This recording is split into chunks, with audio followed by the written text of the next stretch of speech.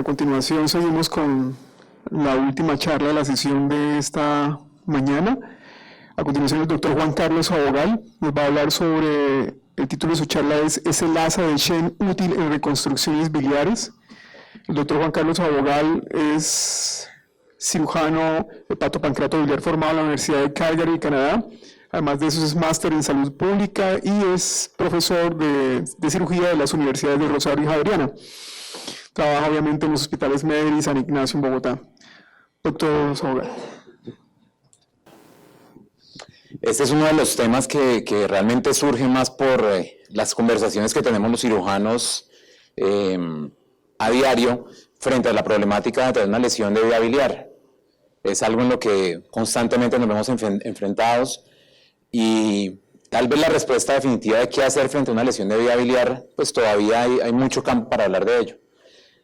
Particularmente este tema lo hemos conversado de manera informal con varios colegas.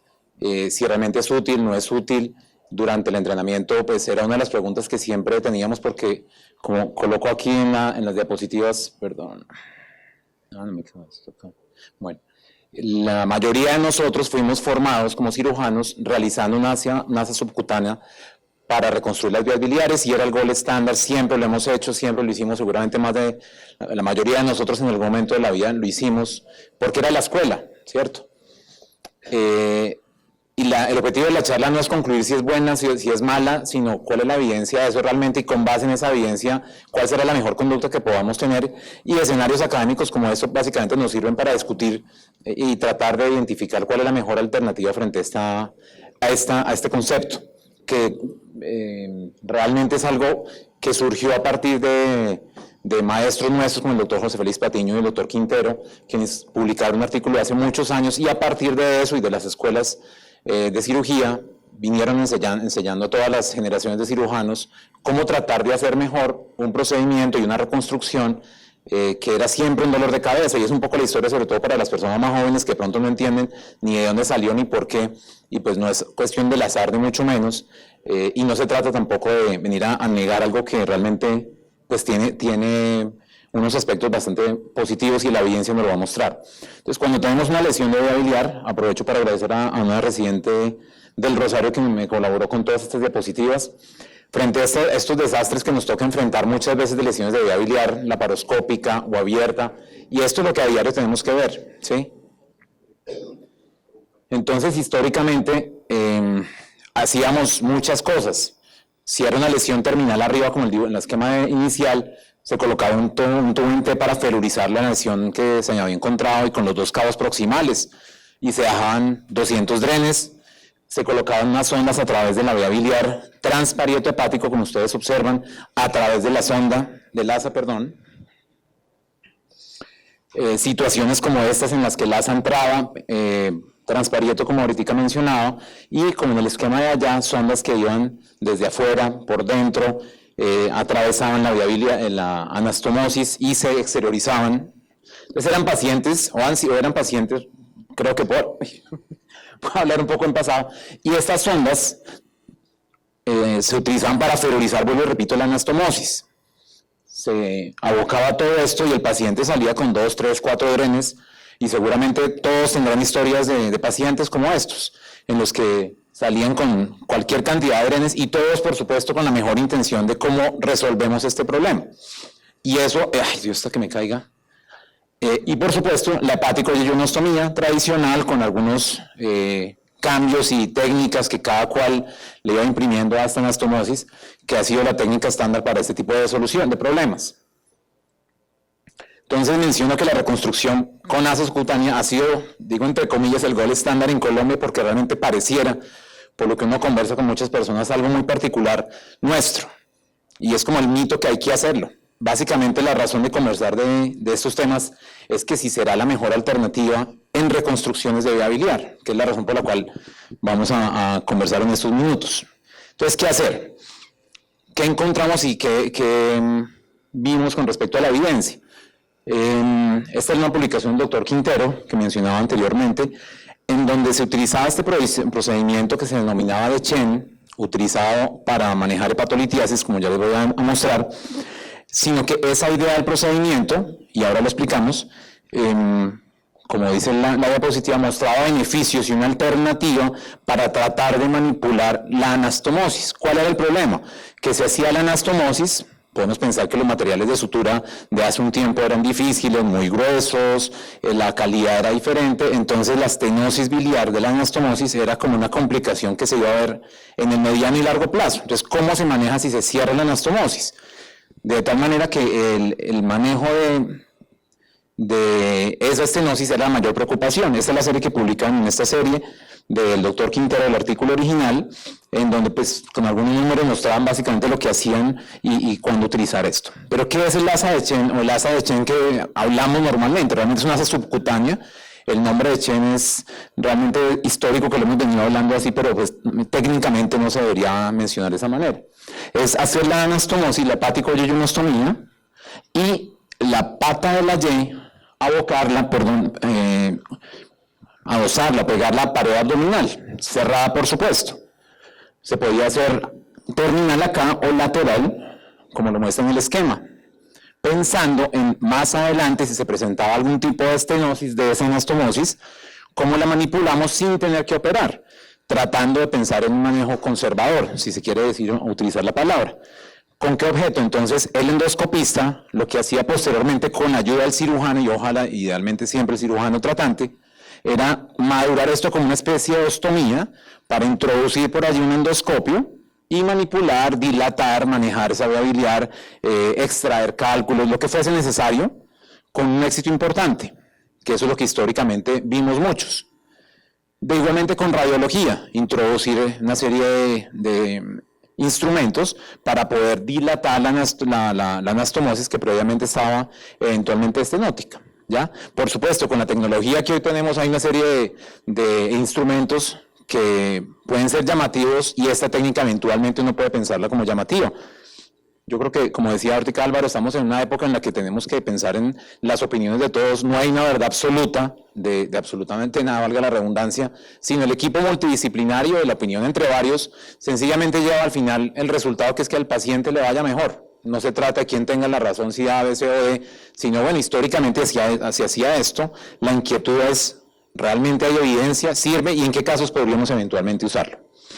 Entonces, un poco brevemente de historia, porque yo sé que ya está, el hambre está acosando, una publicación inicial en donde se hablaba de la incorporación de esta asa subcutánea con el objeto de manipular la vía biliar en pacientes con estenosis de vía biliar.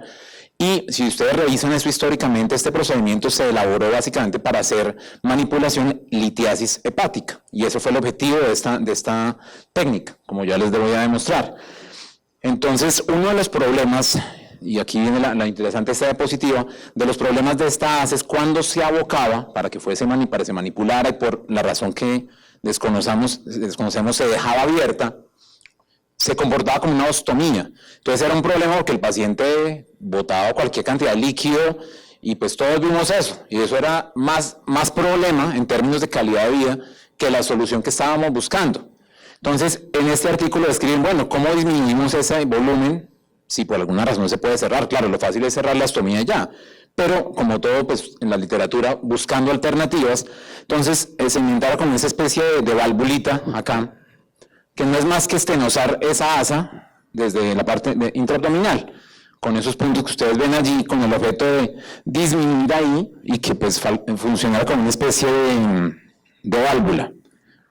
Seguramente alguno de ustedes lo ha utilizado.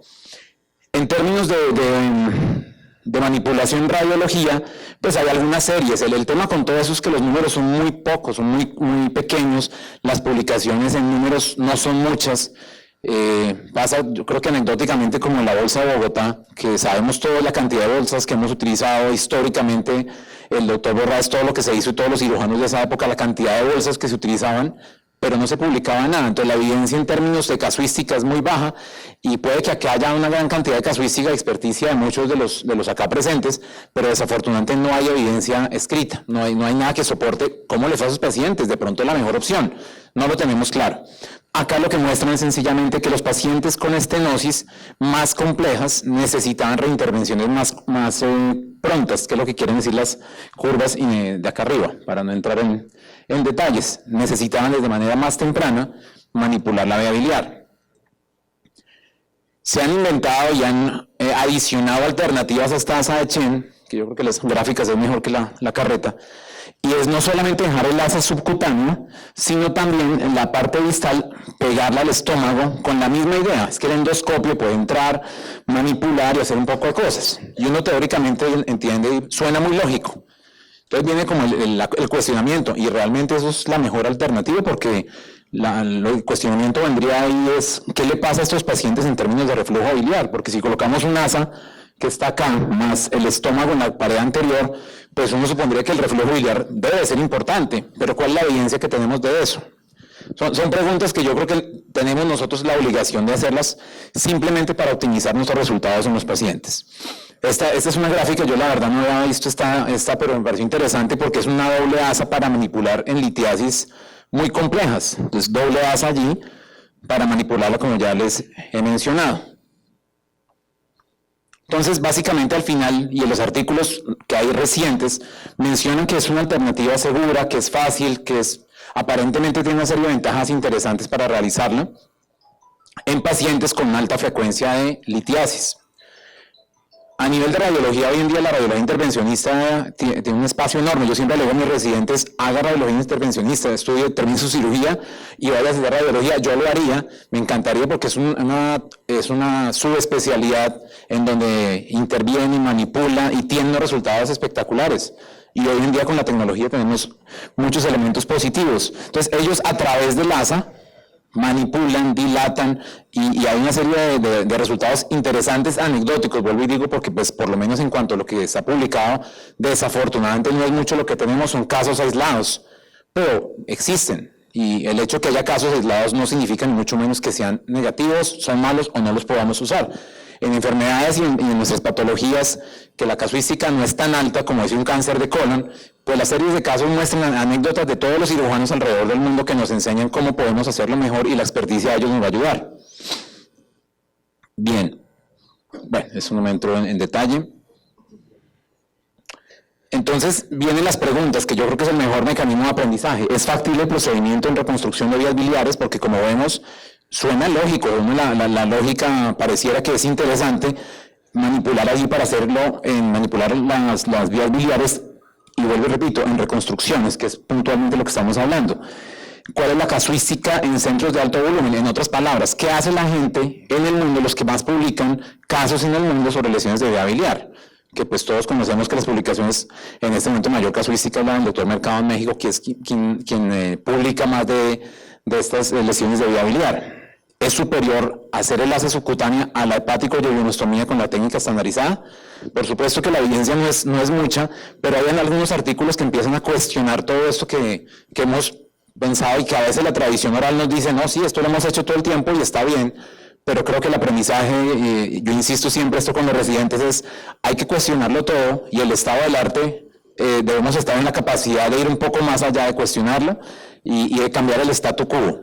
El hecho de que se haya hecho 30 años las cosas de una manera no significa que no podamos cuestionarlos y eventualmente cambiarlos. Creo que esa es la esencia del ser humano. Ese artículo, que es un poquito viejo, pero habla sobre el uso del ASA subcutáneo y algunas consecuencias. Por supuesto, ustedes ven los números, pues no es que sea una casuística de 1.000, 2.000 pacientes, pero sí llama la atención los números, los hallazgos, que en resumen es esto lo que ellos encuentran, que los pacientes a mediano y largo plazo tienen aumento en el riesgo de colangitis en esa serie de un 60%, que es un dato interesante. Se comporta como una fístula de ayuno, o sea, producción enorme de líquidos allí, en un desorden hidroelectrolítico que tiene problemas, que afecta la calidad de vida.